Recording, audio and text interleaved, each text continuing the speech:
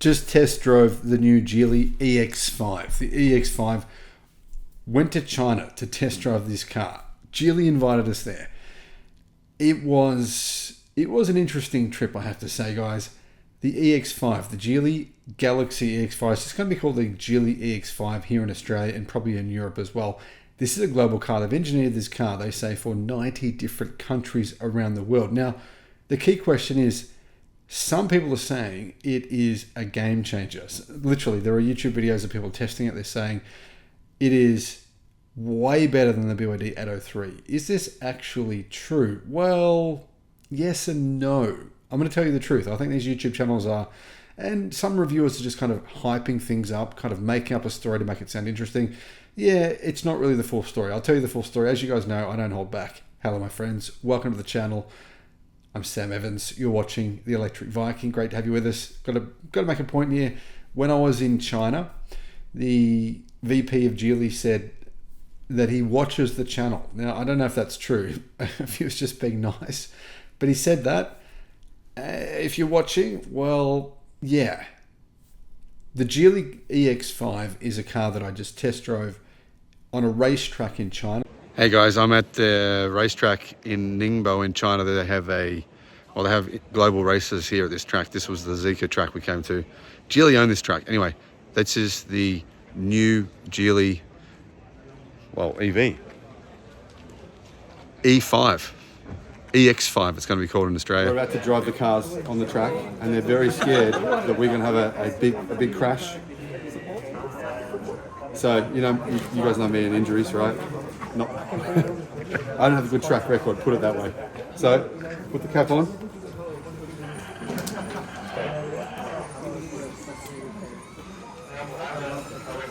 Now I'm going to have to drive very fast.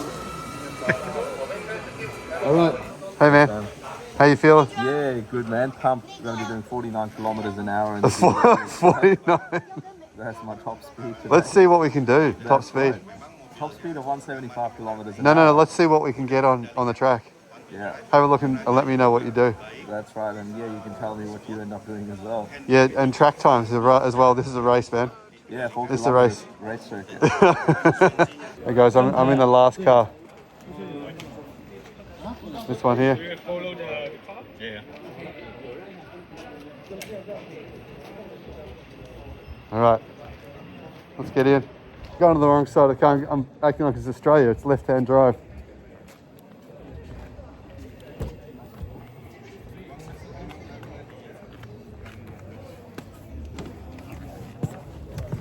Hey guys, I'm sitting in the car waiting to go. I've turned the aircon right up. It's pretty hot today. And the GoPro is recording.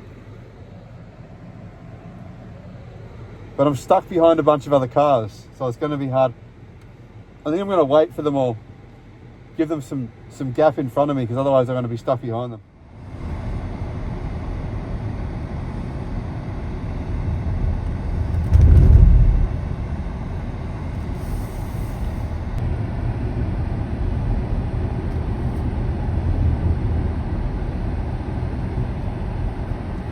Fair bit of body roll. I'm guessing this is the Chinese tuned suspension, because it's very much tuned for comfort.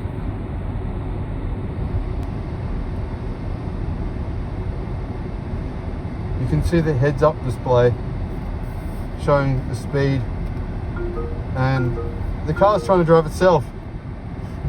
It's trying to. You've got to turn off the safety system. How do I turn them off?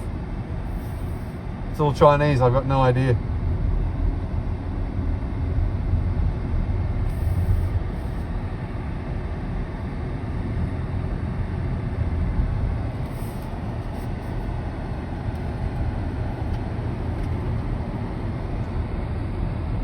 Okay guys, lap done. The car is definitely set up for, not for performance, but for efficiency. It's a lot of understeer, a lot of body roll. Motor is not very responsive.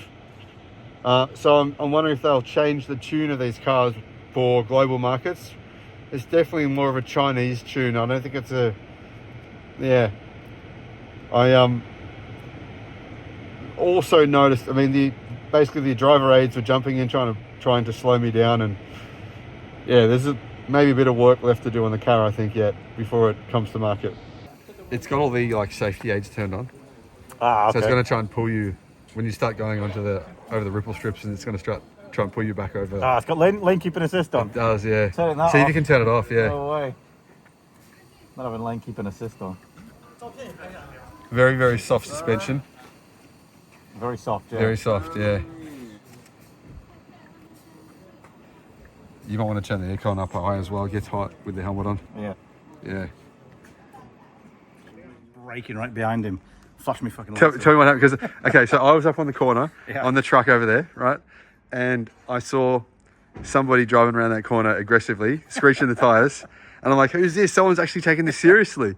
Yeah, that would have been me. There was only one car though, and you were stuck. It looked like you had to kind of brake and then give him a bit of space and then accelerate. Exactly, yeah. So we had the pace car and he was taking it way too easy. And I was trying to make space and then he kept stopping in the next corner, like making it really slow. So I kept catching him mid-corner.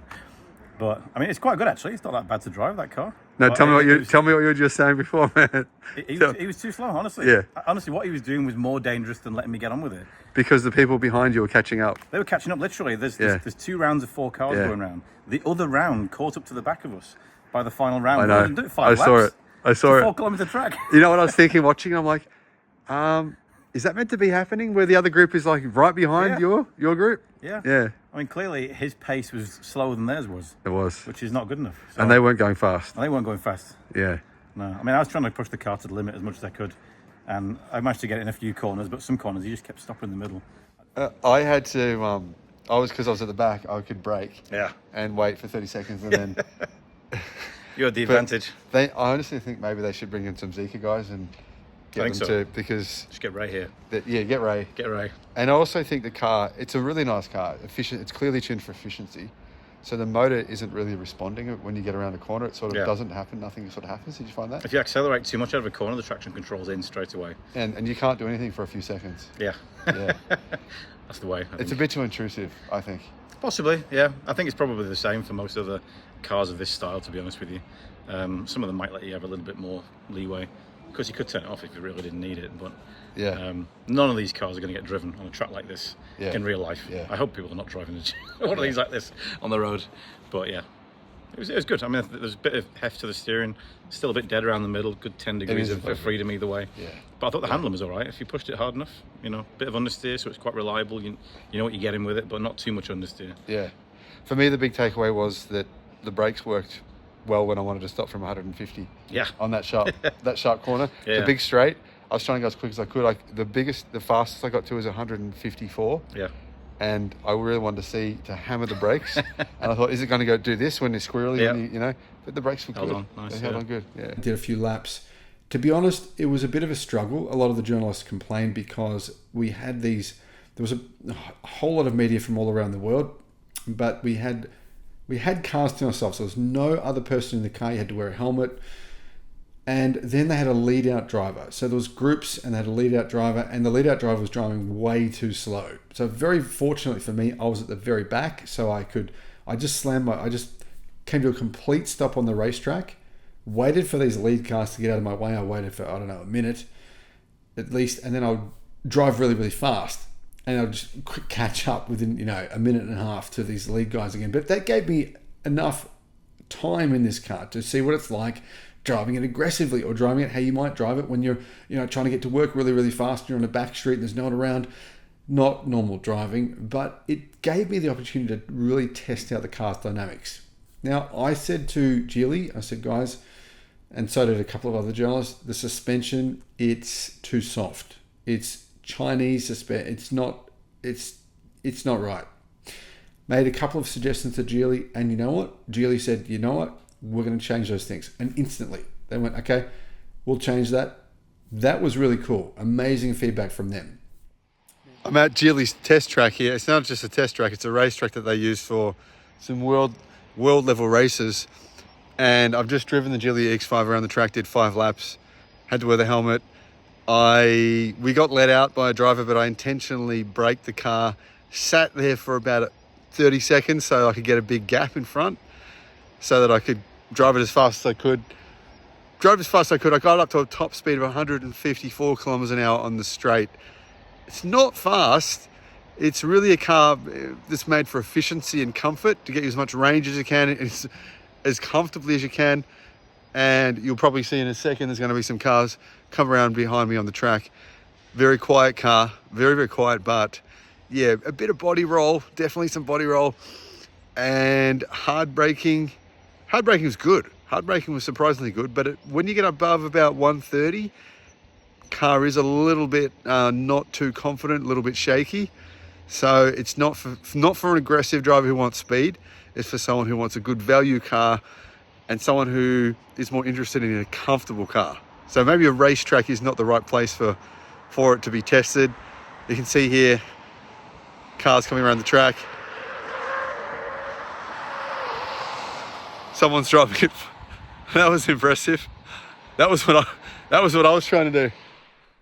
The Galaxy EX5 has a 60 kilowatt hour lithium iron phosphate battery. It uses Geely's new LFP battery, has an energy density of 192 watt hours per kilogram.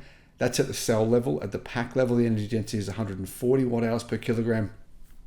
Gives you an idea here that these batteries are more energy dense than, say, the BYD Blade battery. So you would think, right, this car with a 60 kilowatt hour battery, the same size as the battery in the BYD Atto 3, would get more range than the Atto 3 because it has a more energy dense battery, but it doesn't. And that's why I'm a little bit confused. So really at this point in time, myself and the other journalists that reviewed this car are a little bit confused because it gets 430 kilometers of range on the WLTP cycle, whereas the BYD Atto 3 gets 440 kilometers of range.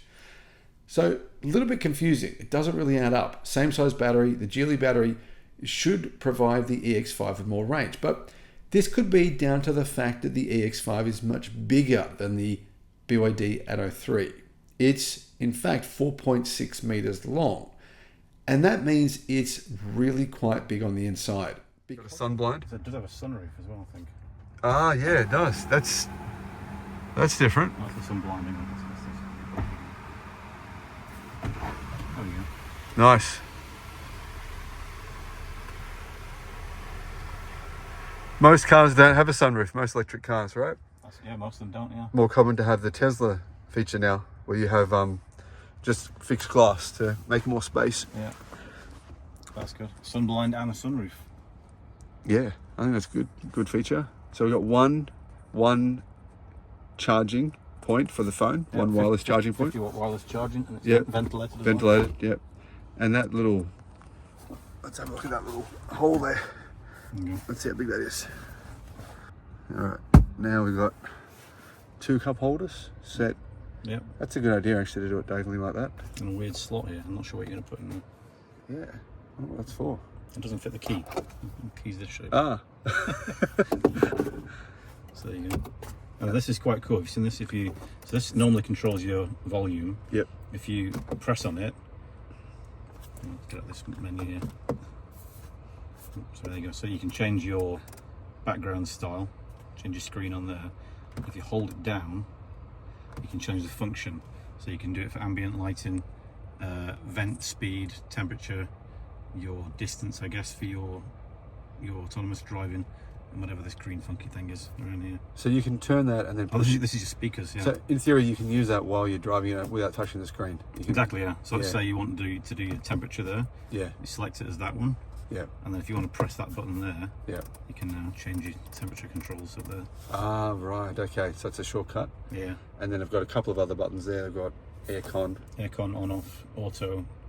Circulating air. Circulation in the air, and then your front window blaster. The stuff. Yeah. And what do you think about this little area here? Do you feel like it's intrusive at all on your legs, that little corner? No, it's actually good. 10 centimeters away from me. Yeah. If I was taller, it might be a slight issue, but I don't think so.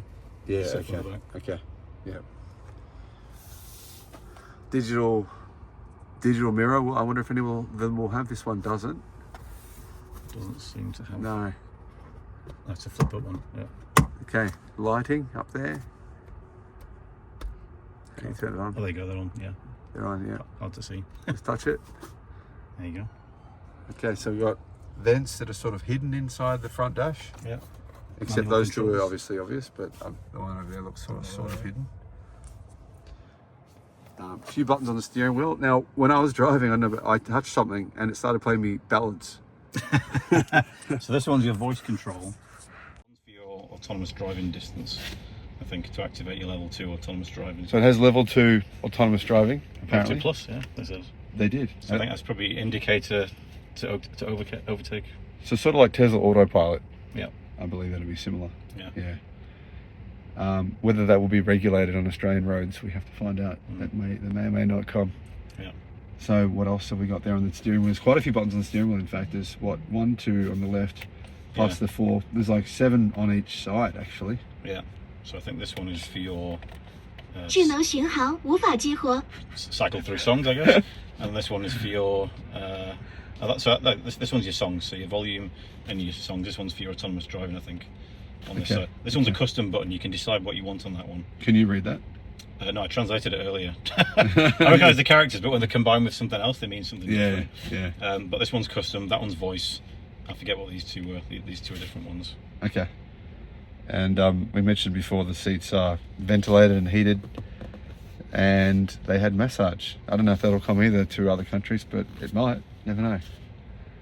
Yeah. So the surround view camera, did it have one of those? Can you make the screen brighter? Must be able to, surely. So it's very transparent, almost impossible to see.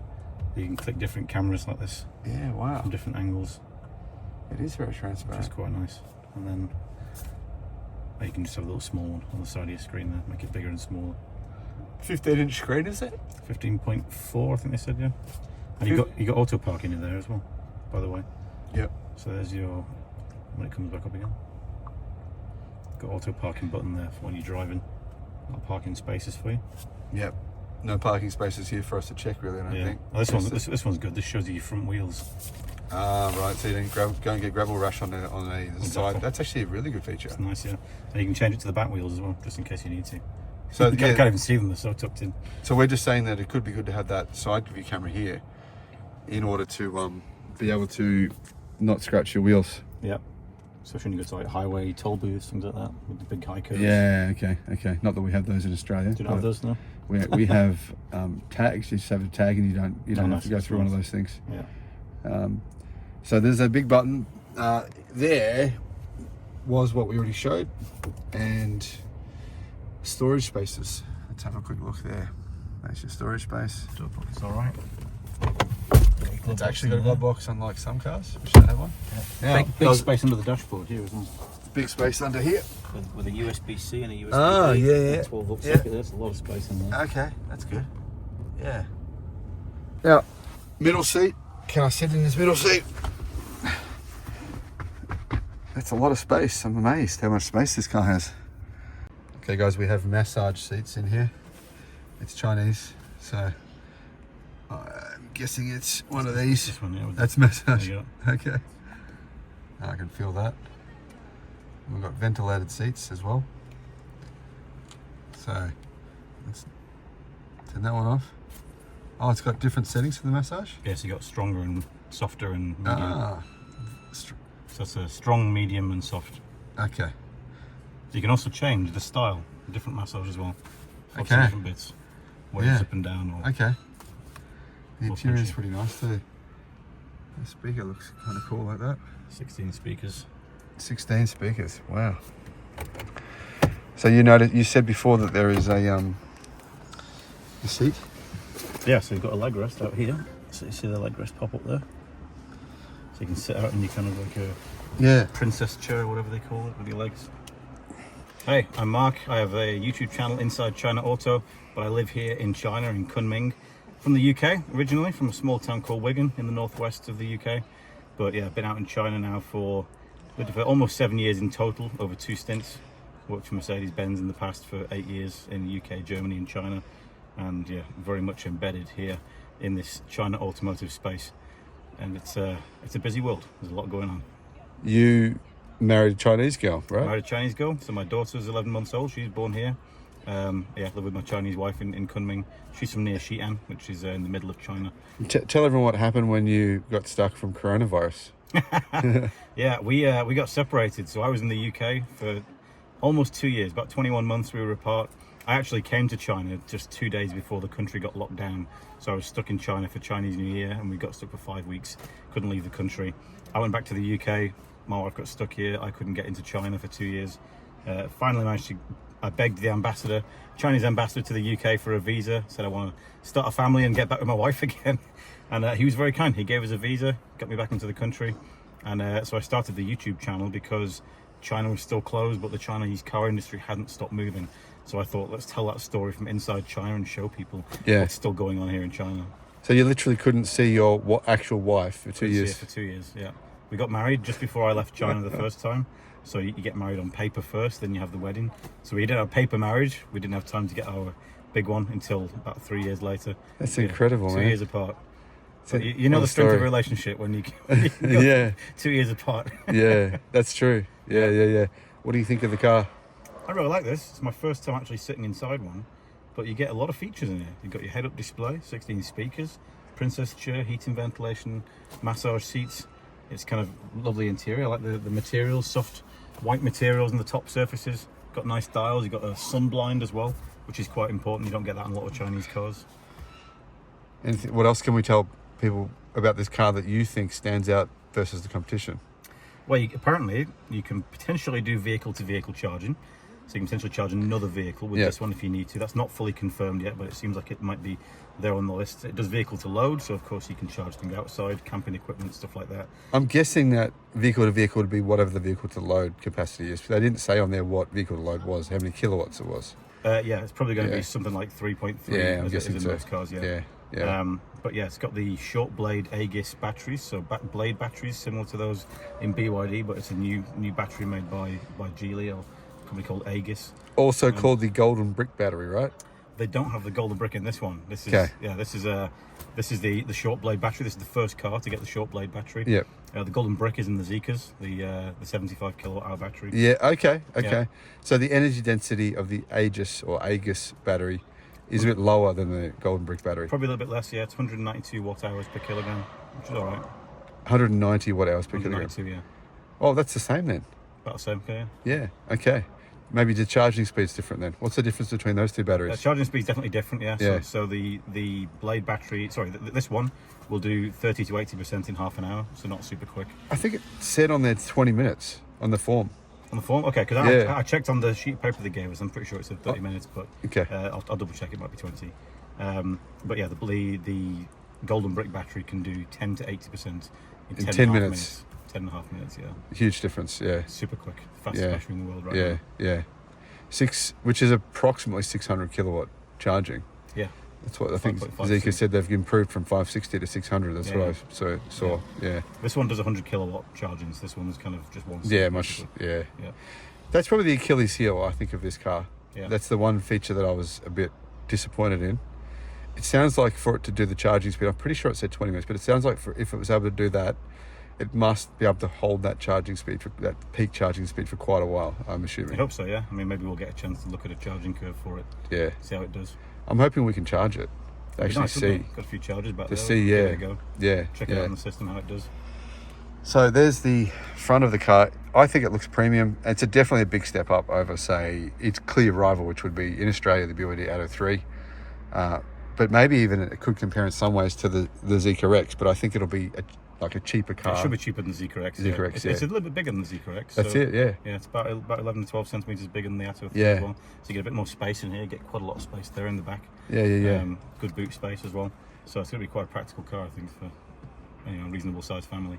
Because it's more of a boxy type shaped vehicle, it actually has a pretty big boot.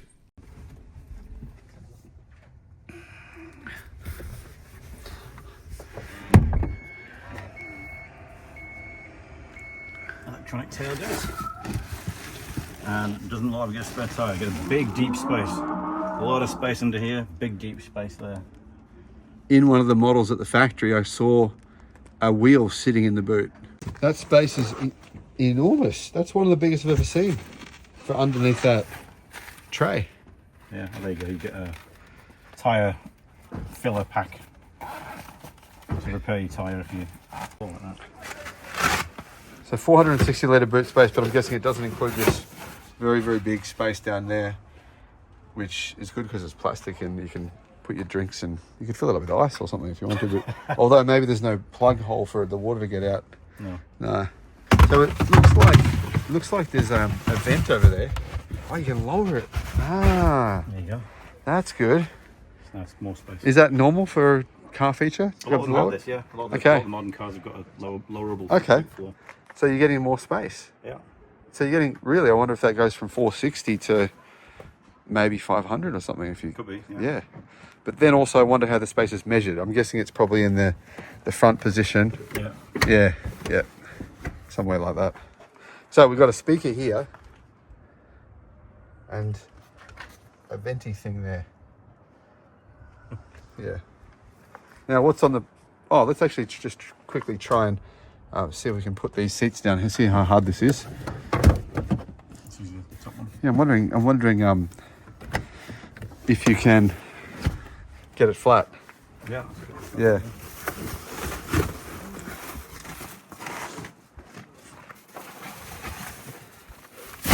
It's not quite flat, eh? It's just that bit of a... Not totally flat. Yeah. Hi. Yeah. All right, so that's our rear space. It's actually a pretty good size space. It's nearly 500 litre boot space, meaning that you're going from a really, to be honest, impractical boot space in the Atto 3 to a big boot space that is definitely usable. As you can see in this video, we got our suitcases in there. But what's even more impressive than the boot space was the rear seat space. There was almost too much room. It's almost made for someone who's literally, I think someone 7 foot could sit in the back. I honestly think that's true. I mean, I don't think I've ever seen a rear seat with this much space for this much leg space and head space.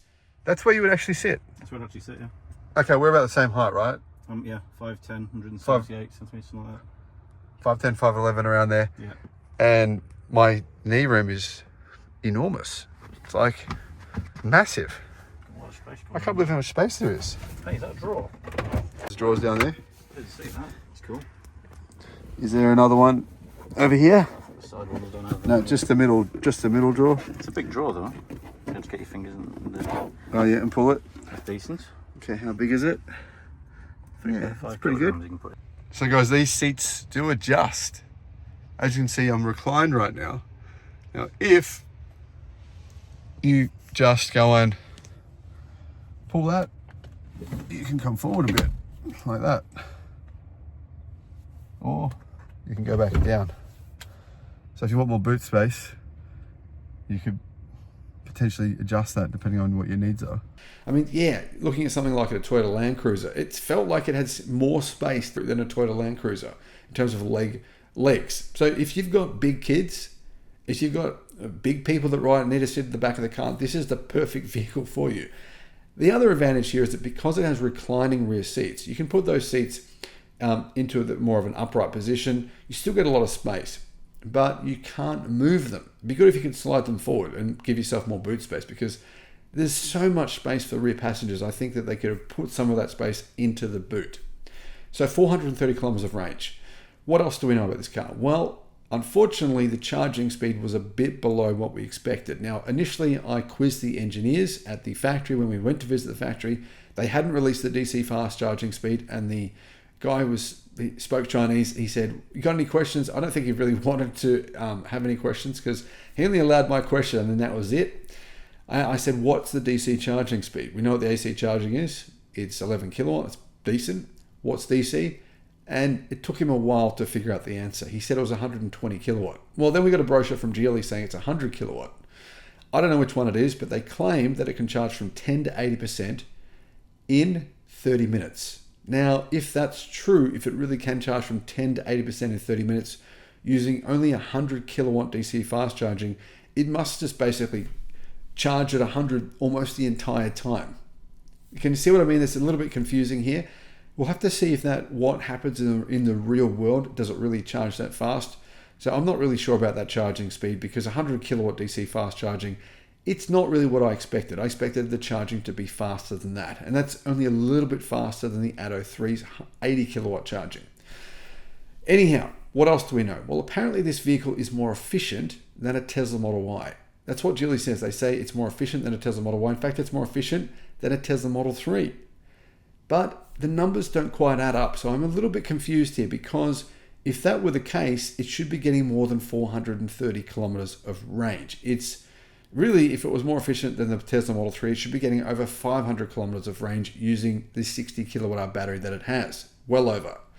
So maybe there's a bit of a misinterpretation there. I'm not really sure.